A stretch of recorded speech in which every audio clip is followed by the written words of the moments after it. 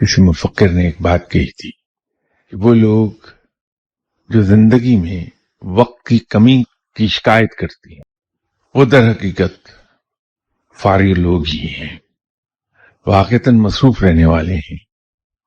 وہ اپنے وقت کو اس طرح سے آرگنائز کر لیتے ہیں کہ سبھی کام اس میں پورے ہونے لگتے ہیں، اور انہیں بجائے وقت کی کمی کے کام کی کمی کی شکایت رہنے لگتی ہے۔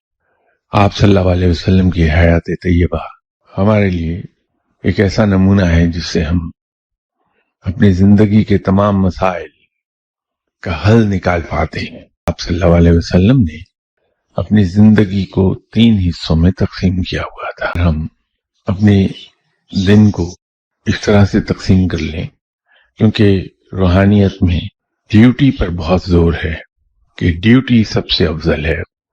اس ڈیوٹی میں روزگار کے معاملات بھی ہیں، ہماری فرائض جو ہے what we owe to our family وہ بھی پورا کیا جانا چاہیے، فیملی کو وقت دیا جانا چاہیے۔ پھر ہمارے جسم کا ہم پر حق ہے، جسم کو آرام بھی دیا جانا چاہیے۔ رب تعالیٰ کا ہم پر حق ہے، رب کی عبادت بھی کی جانی چاہیے۔ بات صرف اتنی ہے کہ ہم اپنے وقت کو اگر پراپرلی تقسیم کر لیں تو مسئلہ حل ہو جاتا ہے۔